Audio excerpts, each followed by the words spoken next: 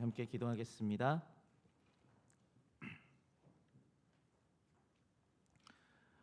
영광의 주님, 거룩하신 주님, 나의 더러움과는 비교할 수도 없는 순결하고 거룩하신 그 하나님을 바라보며 주님, 내 안에 있는 많은 고통들과 번뇌들을 마주하고 나의 힘으로 주께 나아갈 수 없는 연약한 존재임을 다시 한번 깨닫습니다. 주님, 그러므로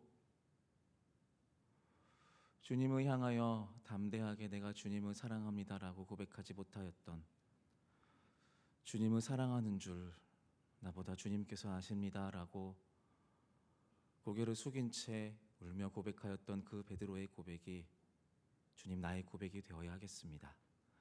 주님, 우리에게 그 신앙의 겸손함을 허락하여 주십시오. 우리가 낮아질 때에 우리를 높이시며 우리를 자녀로 부르시는 그 은총을 누리는 우리 모두가 되게 하여 주십시오.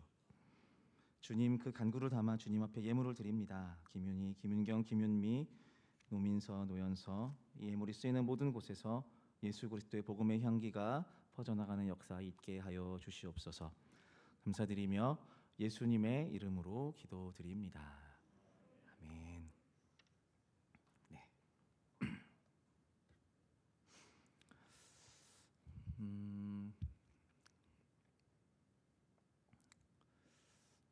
이렇게 청년부에서 설교를 시작할 때 항상 처음에 이렇게 원고에 없는 인사말이나 이런 것들을 하다가 항상 설교가 길어져서 지탄을 받거든요.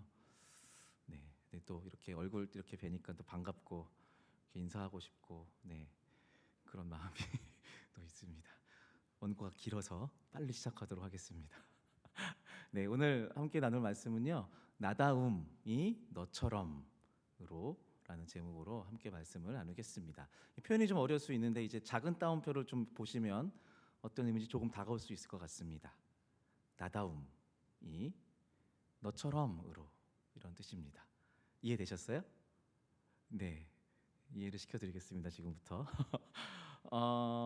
우리 하나님은요, 독생자 예수 그리스도를 통해서 진리와 복음을 삶으로 드러내십니다. 네, 우리는 말씀으로 하긴 하지만 그 말씀 속에 하나님의 독생자인 예수 그리스도의 삶이 담겨져 있죠. 특히 예수님의 그 삶의 그 상황 속에서 이제 수많은 비유들을 말씀하시는데요, 그 비유를 통해서 성경의 방향성이라고 할 수 있는 하나님 나라, 그 하나님 나라의 가치관에 대해서 가르치십니다. 혹시 기억하시나요? 모든 사람들이 초대받을 수 있는 잔치의 비유 기억나시나요? 초대했던 사람들이 오지 않아서, 네, 결혼하고 부동산 값이 오르고 차를 샀다 그래서 안 왔죠. 그래서 아무나 초대되었던 하나님 나라가 이러한 것이다 라는 이야기를 했었고요.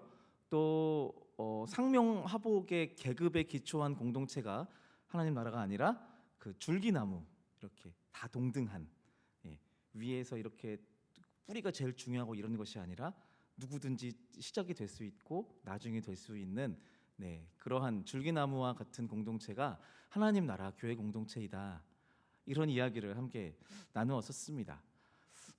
지금 제가 말씀드렸던 이 두 가지 하나님 나라의 비유의 이 교훈의 이야기는요, 그 사회적으로 이제 상위 몇 퍼센트 안에 드는 사람들이 아닌 거의 대부분의 사람들에게 그렇지, 이 말씀 좋다, 환영받을 수 있는 이야기입니다. 맞습니다. 대부분에게는 그렇지만 몇몇 사람들에게는 근데 이 교훈이, 이 하나님 나라의 교훈이 불편할 수 있습니다. 예수님이 말씀하신 하나님 나라의 원리는요, 예수님 시대에 종교적 평등을 가져왔습니다. 당시 종교적으로 상위 1% 안에 드는 종교 지도자들에게는 예수가 제시하는 하나님 나라의 그 가르침이 마음에 들지 않았을 겁니다. 네. 왜냐하면 그들은 더 많이 아는 지식과 더 뚜렷한 혈통을 근거로 같은 이스라엘 민족이지만 그래도 이스라엘 평민이라고 하는 사람들을 종교적으로 관리하고 다스리는 사람들이었거든요. 그들에게만 누려질 수 있는 특권이 있었거든요. 그런데 예수라는 작자가 와서 모두가 평등하고 모두가 똑같다, 하나님 나라는 모두 올 수 있다라는 이야기를 퍼뜨려 버리니 그들은 되게 싫었을 것입니다. 맞습니다. 예수님의 가르침은 그 예수님 시대에, 그리고 이 시대에 평등을 가져왔습니다. 누구나 동등하구나. 예수님은 그 예수님을 찾아와서 논쟁을 시작하고 그를 이제 힐난하려고 하는 모든 종교 지도자들의 그들의 욕망과 욕심을 그 자리에서 적나라하게 드러내고요. 그것을 뒤엎으시는 시도를 계속해서 해 나가십니다. 무엇을 통해서? 비유를 통해서요.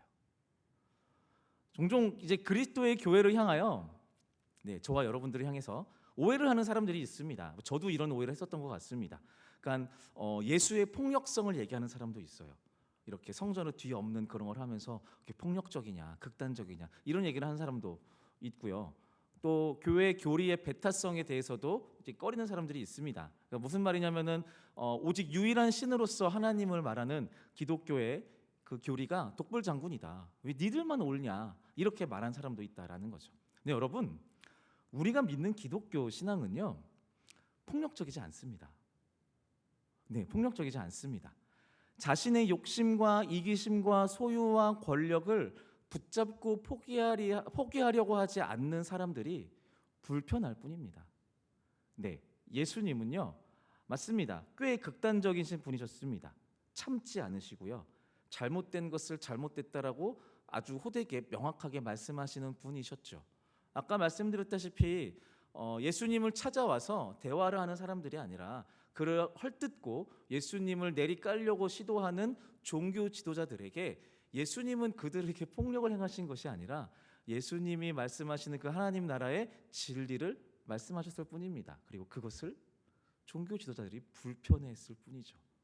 그리고 나가서 얘기하는 겁니다. 저 예수라는 작자 너무 극단적이야, 폭력적이야, 뭘 이렇게까지 얘기를 해, 이렇게 말하는 거죠. 네, 다시 한번 말씀드립니다. 저와 여러분들이 믿는 기독교는요 폭력적이지 않습니다. 네, 누군가가 이런 얘기를 하면은 그렇지 않다라고 잘 오해를 풀어주시면 좋겠습니다.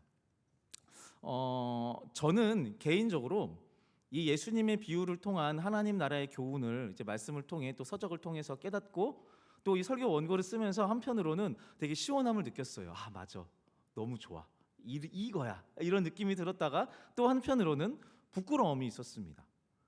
역시 예수님의 교훈은 명쾌하고 멋지다라는 생각과 동시에 그것을 내 삶으로 가져와서 적용하려고 하지 않는 꽤나 깊은 저 자신의 소유욕과 권력욕이 저한테 있음을 발견했기 때문입니다. 이 시간 말씀을 함께 나누는 저와 여러분들 안에 이러한 반가움과 동시에 말씀 앞에 우리의 본 모습을 비추어 다듬어 나가는 역사가 있기를 바랍니다. 네. 오늘 읽은 본문은요 우리에게 잘 알려진 비유입니다. 선한 사마리아인의 비유이죠. 이 비유를 이제 들여다보기 전에 한 가지 좀 인지할 표현이 있어요. 뭐냐면요, 지금 써 있는 선한 사마리아인, 선한 사마리아인. 여러분들 요 선한 사마리아인이라는 표현을 봤을 때 어떤 느낌이 드시나요? 아무 말씀 안 하시는 게 맞습니다. 왜냐하면 아무 생각 들지 않거든요. 자연스럽거든요. 그런데요, 사마리아인의 역사를 잘 아는 유대인들에게 있어서 사마리아인 앞에 선하다라는 형용사는 전혀 어울리지 않습니다. 사마리아 사람은요, 애시당초 유대인과의 갈등의 골을 해결할 수 없을 정도로 엄청나게 멀리 떨어져 있는 사람들, 원수지간이었어요. 그러니까 자이든 타이든 같은 민족으로 여겨지지 않았습니다. 이게 어느 정도냐면요, 최근에 이제 유럽 이제 그에서 인종차별에 대한 이슈가 좀 이렇게 이슈가 되고 있거든요. 인종차별의 갈등과는 비교할 수 없을 정도로 깊은 혐오가 있는 종족이 이 사마리아인들이었어요. 유대인들과 사마리아인들은 서로 싫은 것도 있지만 유대인들이 사마리아인을 진짜 개 닭 보듯이 했습니다. 저들은 인간이 아니다, 쓰레기들이다, 이렇게까지 표현을 했어요. 그러니까 선한 사마리아인, 근데 그 사마리아인에게 선하다? 말이 안 되는 거죠. 그러니까 선한 사마리아인이라는 이 표현은요, 발음이 어렵네요. 선한 사마리아인이라는 이 표현은요, 마치 네모난 동그라미 또는 인정미 넘치는 연쇄살인마, 이런 표현인 거예요. 역시나 이 사실을 잘 알고 있는 예수님이신데요. 예수님이 그 유대인들을 향해서 말씀을 나누시면서 비유를 시작하시는데 그들의 원수와 같은 사람인 이 사마리아인을 이 비유 속에 주인공으로 등장시키는 겁니다. 그러니까 제가 말씀드렸잖아요. 선한 사마리아인 어떤 느낌이 드시나요? 아무 말씀 안 하셨죠. 유대인들에게 똑같이 물으면 어떻게 될까요? 아이씨 짜증나게 왜 사마리아인 얘기를 해? 이렇게 된다라는 거죠. 그러니까 무슨 말씀드리냐면 지금 예수님의 이 비유의 시작이 파격이라는 거예요. 시작 자체가 파격이에요. 유대인들에게 말씀하시는데 사마리아인을 주인공으로 데리고 오는 거죠. 자, 이 이야기를 깊숙이 한번 들어가 보겠습니다. 잘 알고 있는 이야기인데요. 네, 볼게요. 예루살렘에서 이거 비유입니다. 이야기예요. 실제로 이런 이야기는 아닙니다. 예수님의 이야기 속이에요. 예루살렘에서 여리고로 가는 길에 한 사람이 강도를 만납니다. 그는 강도를 만나서 보시다시피 옷까지 모두 도둑 맞았고 의식이 없습니다. 쓰러져 있습니다. 그가 누군지를 알 수가 없어요. 그 누군지 알 수가 없습니다. 자, 이때 구세주처럼 등장하는 사람이 있으니 그는 바로 제사장입니다. 하나님을 향한 제사를 섬기는 선택받은 사람이죠. 어쩌면 이 강도 피해자가 가장 신뢰할 수 있고 기대할 수 있었던 사람입니다. 그런데 이 사람이 이 사람을 보고 피하며 지나갑니다. 뭐야 왜 저기 누워 있어? 이러면서. 강도 피해자의 첫 번째 기대가 날아갔고요. 그 다음 또 한 명이 등장하니 그 사람은 레위인입니다. 네, 레위인은 제사장만큼은 아니지만 그래도 하나님의 선택받은 족속 지파 중 한 지파이죠. 제사를 집례하는 사람들, 수많은 유대인들을 대신해서 하나님과 유대인들 사이에 중보자처럼 서 있는 믿을 만한 사람이죠. 레위인은요. 근데 이 사람 역시 강도 피해자를 피하여 지나갑니다. 부정타. 이러면서. 중요한 부분이 있습니다. 제사장과 레위인은요, 이 강도 피해자가 자신의 목숨을 구원받을 수 있는 힘을 발휘해 줄 가장 우선적으로 생각할 수 있는 존재들입니다. 왜냐하면 지금 여기는 이스라엘 땅이거든요. 그들의 땅이거든요. 여리고로 가는 길이란 말이에요. 그 길가에서 제사장과 레위인을 만난다. 이 사람들한테 구원받지 않으면 가능성이 없단 말이에요. 그 가능성이 가장 높은 사람들인데 이들이 보기 좋게 이 사람을 외면합니다. 죽음에서 구해줄 지도자가 없는 상황인 거죠. 네, 어쩌면 이것은 이제 당시 유대 사회의 단면을 말하는 것이기도 하고요. 더 나아가서는 이 시대를 향한 고발이기도 한 것 같습니다. 어쨌든요, 이 사마리아 사람이 다 지나가고 이제 마지막으로 사마리아 사람이 강도 피해자 앞을 지나갑니다. 그러니까 예수님 말씀하시기를 한 사람이 강도를 맞아서 거의 죽을 지경에 됐는데 제사장이 지나가더라. 사람들이 구원받겠다. 근데 그냥 지나갔다. 근데 레위인이 지나갔어. 이제야 구원받겠네. 근데 그냥 지나갔다. 마지막으로 사마리아 사람이 지나갔다.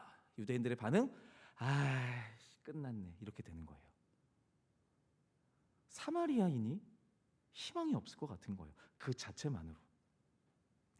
제사장이나 레위인이 주지 못한 도움을 사마리아 사람이 준다? 조롱하고 지나가지 않으면 다행이다라고 생각했을 거예요. 그런데 반전이 일어납니다. 사마리아 사람은 강도 만난 사람을 보면서 치근한 마음이 들었습니다. 이 사람 좀 불쌍하다. 어떡하지? 사마리아인이라는 인간 말종이 이 사람을 불쌍히 여기는 마음을 가졌다? 곱씹을수록 이전의 두 사람의 행위, 그 사람을 보고 그냥 지나갔었던 제사장과 레위인의 그 행위와 대비가 되는 장면이에요. 다르다라는 거죠.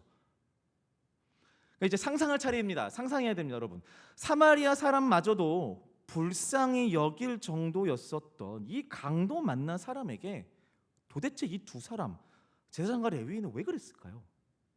왜 구해주지 않았을까요?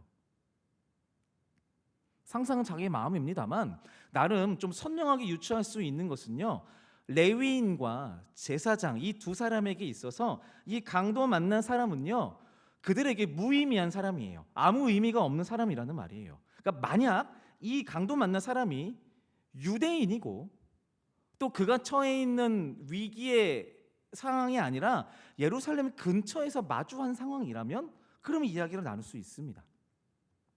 하지만 지금 이 사람은요, 제사장과 레위인에게 무쓸모한 사람입니다. 지금 예수님의 비유는 대조예요. 사마리아 사람의 마음이었던 측은한 마음, 그리고 레위인과 제사장이 갖고 있었던 냉정한 마음, 이거를 지금 비교하고 있는 거예요. 정면에 놓고 이 비유를 말씀하시면서 모인 사람들에게 알려주는 거예요. 강도 만난 사람에게 측은한 마음을 가졌던 이 사람과 강도 만난 사람에게 아무 감정도 느끼지 않았던 이 두 사람, 이거를 비교하는 거예요. 자, 이 즈음에서 예수님이 이 비유, 선한 사마리아인의 비유, 우리가 잘 알고 있는 이 비유를 시작하신 동기를 살펴봐야 됩니다. 무슨 말이냐면요, 그러니까 목적이 있다라는 거예요. 교훈을 주시려는 거잖아요. 비유를 말씀하시는 거죠. 글씨를 쓰는 게 아니라 말씀하시는 거거든요, 사람들에게. 그럼 교훈이 목적이 있는 거예요. 예수님의 목적을 알려면 이 선한 사마리아인 비유를 둘러싸고 있는 이야기를 좀 살펴보아야 합니다. 예수님께서 비유를 시작하시기 전에 한 사람이 찾아와서 예수님께 묻는 장면이 나와요. 네, 오늘 함께 읽었던 본문 말씀인데요. 그 한 율법학자가 예수님을 찾아옵니다. 두 사람이 이렇게 마주해요. 묻는 겁니다. 영생을 얻고 싶습니다. 제가 뭘 해야 될까요? 예수님 말씀하십니다. 당신은 율법에서 뭐라고 배웠나요? 율법학자니까 잘 알겠죠. 대답합니다. 하나님 사랑하고 또 이웃을 사랑하라고 배웠습니다. 예수님이 얘기하십니다. 그럼 그렇게 하시면 되겠네요.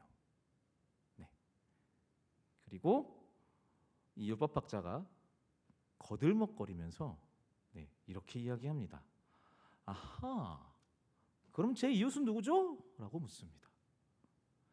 이 질문이 나오고 바로 이어서 이 비유가 시작되는 겁니다. 자, 이걸 좀 보셔야 돼요.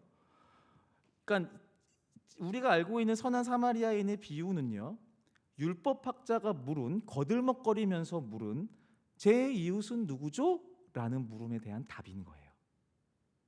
이해되세요? 재미있는 게 있어요.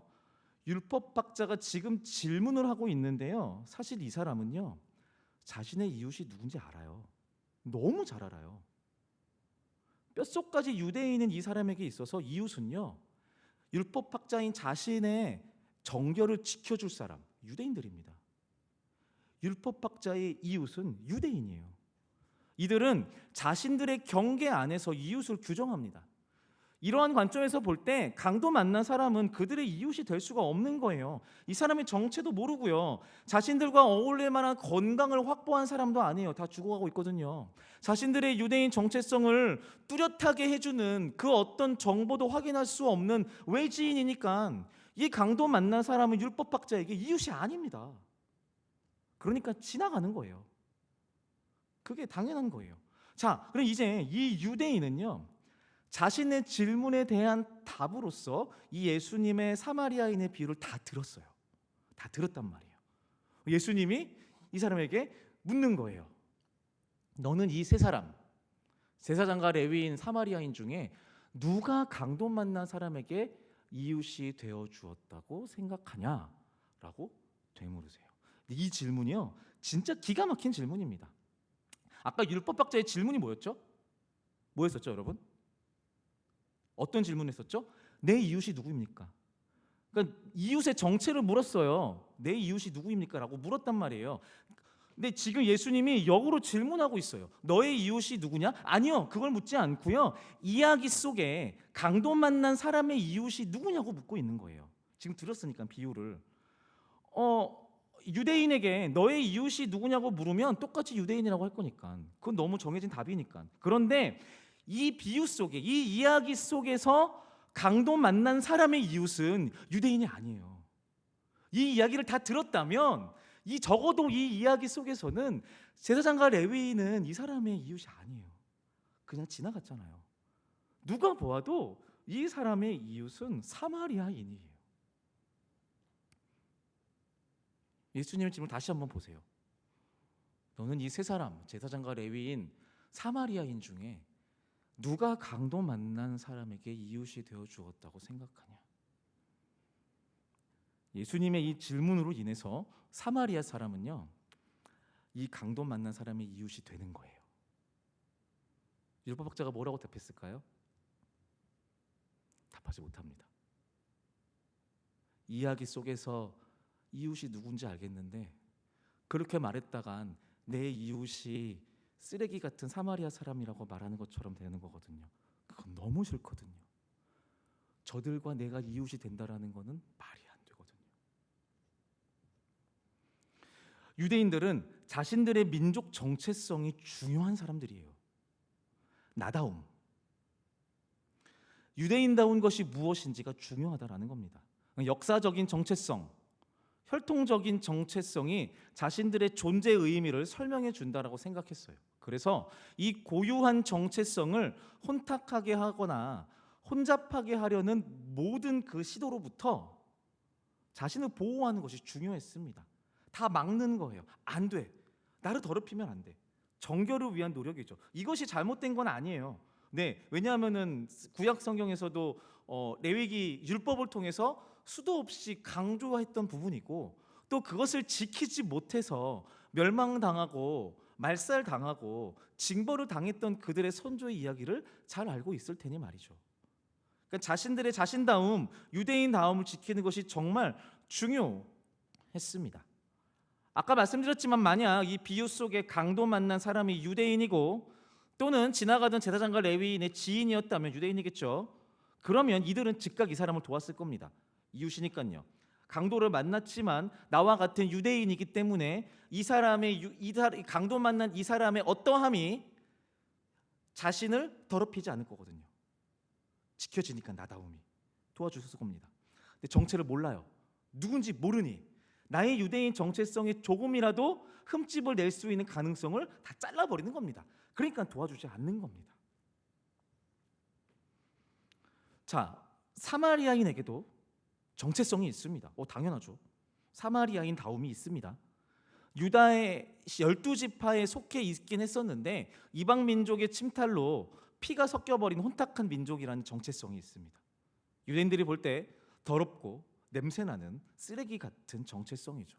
그런데 사마리아인은요, 이 강도당한 사람의 신분, 이 강도당한 사람의 정체성이 무엇인지에 대해서 신경 쓰지 않습니다. 보시면 이 사람이 누구인지에 대해서 궁금해하는 사마리아 사람의 이야기가 등장하지 않습니다. 그냥 가서 그를 돕습니다. 그는 자신과 전혀 다른 사람, 신분이 불확실한 사람, 곧 죽을지도 모르는 사람, 그래서 자칫하면 자신을 위태롭게 만들 수도 있는, 누명을 쓸 수도 있는 이 사람에게 그냥 다가갑니다. 사마리아 사람은 자신의 정체성을 유지하는 데 몰두하기보다 강도 만난 사람을 돕는 일에 몰두합니다. 예수님은요, 이 사마리아 사람의 발걸음, 이 강도 만난 사람을 돕기 위해 가던 발걸음을 옮겨서 이 사람에게 향하는 이 사마리아 사람의 발걸음을 응원하시고 지지하시는 겁니다. 이 발걸음은 자신의 정체성을 지키는 삶이 아니라 너처럼, 그러니까 이웃이 되기로 한 삶을 뜻하는 거죠. 예수님은 질문의 시작점이었던 율법학자에게 이렇게 말씀하십니다. 영생은 네 이웃을 사랑하는 거고 내 이웃은 비유 속에 이 사마리아 사람처럼 되는 거야. 너도 가서 그렇게 살아 라고 가르치는 거예요. 유대인 율법학자가 예수님의 가르침을 따라 누군가의 이웃이 되기로 결심하고 살아간다면 그는 필연코 자신의 유대인 정체성을 버려야 합니다. 유대인으로서의 정체성을 버릴 수 없다면 사마리아 사람처럼 누군가의 이웃도 될 수 없습니다.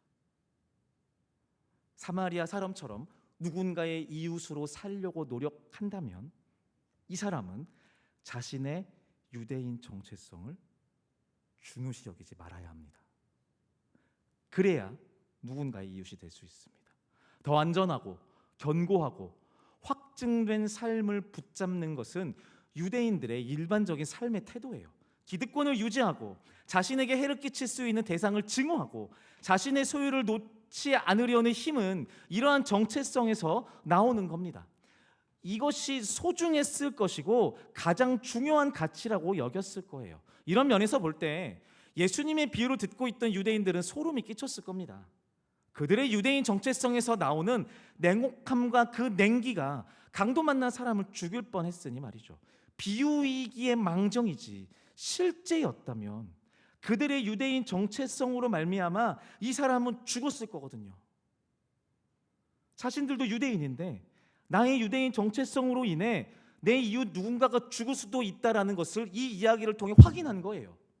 그러니 소름이 끼쳤을 겁니다. 동시에 비유를 듣고 있던 수많은 평민들이요. 다시 말해서 유대 종교 지도자들의 유대인 정체성에 도움이 되는 사람들이 아니라 방해가 된다고 여겨졌었던 흔한 이스라엘 평민들은요, 이 예수님의 비유를 통해서 그 비유 속에 등장하는 사람 중에 누구와 자신이 동일하다라고 여겼을까요? 아마도 자신들의 처지가 이 강도 만난 사람과 별반 다르지 않다라고 생각했을 겁니다.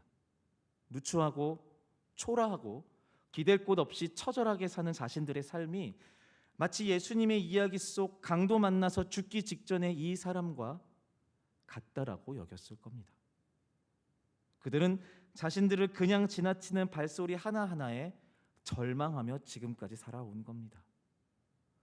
나도 유대인이고 이스라엘 사람이지만 율법을 가지고 우리를 가르친다라고 말하면서 나의 신음과 나의 고난에 조금도 귀 기울이지 않았던 그 종교 지도자들의 무심함과 그 날카로운 눈빛에서 절망을 느껴온 삶을 살았던 거겠죠.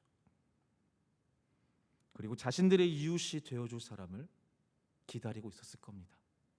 마치 이야기 속 강도 만난 사람이 피 흘리며 죽어가는 것처럼 이 수많은 이스라엘 평민들도 종교적 압박과 로마의 압제 속에서 나는 어떻게 구원받을 수 있나 피 흘리며 살아가고 있었을 겁니다. 자신들과 비슷한 처지가 되어서라도 함께 측은해하고 함께 아파하고 마음을 함께할 이웃을 기다리고 있었을 겁니다. 그리고 그들 앞에 지금 예수님이 있습니다.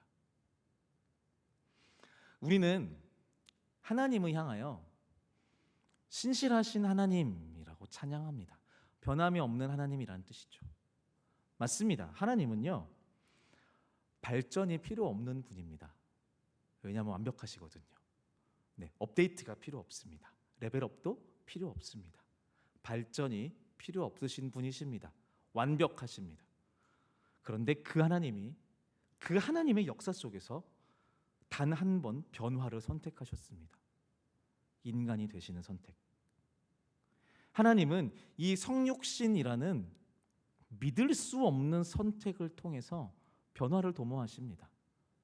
이 선택은 이사야 53장에 기록되어 있는 고난받고 고통받는 삶의 결과를 가져옵니다. 스스로 변하셨는데요. 그래서 낮고 천한 삶의 자리를 스스로 선택하시는 거죠. 고통과 고난을 그냥 묵묵히 받아들이는 그 인생을 선택하십니다. 이렇게 인간이 되신 하나님, 예수 그리스도는요, 오늘 저와 여러분들에게 이웃이 되는 삶을 가르치고 계십니다. 누군가의 이웃이 되는 것을 마땅히 받아들이는 삶의 모범은 인간이 되신 하나님, 예수 그리스도이죠. 여호와 하나님에게 있어서 나다움, 하나님다움, 영광과 완벽과 전능, 그 모든 찬양의 수식으로 다 가지고 와도 전혀 남음이 없는 완벽하신 그 하나님이 하나님다움을 포기하고 인간처럼 되신 겁니다. 그 예수님이 우리에게 이웃이 되는 삶을 가르치고 계신 겁니다. 네, 예수님이라면 이 말씀을 하실 자격이 있습니다. 예수님이라면 이 가르침을 우리에게 주실 권리가 있습니다. 스스로 그 모범을 보이셨기 때문입니다. 우리는 그 예수님의 변화를 마땅히 받아들여 인간이 되기로 결정하신 그 예수님을 믿고 따르는 그리스도인들입니다. 말씀을 마무리하겠습니다. 여러분, 우리는 세상 속에서 크리스찬으로 살아간다라는 어떤 새로운 정체성을 부여받으며 살아갑니다. 우리가 잊고 살던 영적인 정체성을 알게 되는 것이죠. 모태 신앙이든 아니면 살면서 신앙을 갖게 되었든 상관없습니다. 그 하나님을 알고 예수 그리스도를 우리의 구주로 고백하면서 또 예수님 인격적으로 만나고 우리의 신앙이 두터워지면 두터워지고 깊어지면 깊어질수록 나는 원래 이런 사람이구나라고 하는 거룩한 정체성 안에 살아가게 됩니다. 네, 이것은 나쁘지 않습니다. 그런데 우리의 신앙이 여기에서 머물면 안 된다라는 겁니다. 어떤 정체성을 넘어서 사람들의 신음과 고통에 반응하고 나와 상관없는 사람들을 위해 삶을 헌신하며 그들을 돕는 이웃이 되어주기로 결단하는 삶을 살아야 합니다. 어떤 사람들은 이렇게 이야기합니다. 내 신앙 지키며 살기도 너무 어렵습니다. 아니, 그렇게 세상 속에서 세상 문화에 찌들어 있는 사람들을 전도하고 또 그들을 돕기 위해서, 그들을 구원해 주기 위해서 내가 그들의 삶의 자리에 들어가면 나도 타락하면 어떡합니까? 나라도 내 정체성 지키며 살아야죠. 이렇게 말씀하시는 분들도 있습니다. 여러분, 여러분들의 자녀가 어렸을 때를 한번 생각해 보시고요. 또는 손주들 한번 생각해 보십시오. 여러분들이 만약에 집에 들어갑니다. 집에 손주들이 또는 우리의 자녀가 우리를 보면서 아빠, 할아버지 뛰어옵니다. 여러분 어떻게 하나요? 점프해봐. 안겨, 점프해봐. 에이, 그밖에 못 뛰어? 여기 점프해야지. 이렇게 하십니까? 어떻게 하시나요? 자세를 낮추시죠. 무릎을 꿇어서라도, 아니 누워서라도 그 아기를 안아줍니다. 여러분, 그 아기를 안아주기 위해서 여러분들이 자세를 낮추면 그 아기처럼 3살이 되시나요? 여러분들도 아기가 되시나요? 아닙니다. 예수님이 하나님의 독생자이시자 하나님의 본체이신 그 예수님이 이 땅 가운데 33년을 살아가면서 인간이 되셨습니다. 근데 그것은 하나님의 신성을 포기한 결정은 아닙니다. 인간처럼 되셔서 저와 여러분들의 마음과 삶과 생각을 돌보시고 다스리시고 함께 하시는 그 결정은 하나님의 하나님다움을 포기한 결정이 아닙니다. 우리를 위해 낮춰주셨을 뿐이시죠. 그리고 그 주님께서 저와 여러분들에게 지금 말씀하고 있는 겁니다. 가서 저들의 이웃이 되어라. 저들처럼 되어라라고요. 그것은 우리의 정체성을 포기하라는 말이 아닙니다. 당장 가서 여러분들의 성경책을 버리고 그들과 함께 살라 이런 말이 아니에요. 그 신앙을 붙들고 그들 가운데 가서 그들의 삶을 돌보기 위해 최선을 다해 애쓰라는 겁니다. 그것이 오늘 주님께서 말씀하신 이 비유를 통해서 말씀하시는 하나님 나라로 나아가는 참된 가치관이라는 것입니다. 이러한 결단이 저와 여러분들에게 있기를 바랍니다. 우리 주님께서 저와 여러분들에게 이 사랑의 결단의 그 마음을 부어주시기를 간절히 소망합니다. 이제 함께 기도하겠습니다. 함께 찬양하고 기도하기를 원하는데요.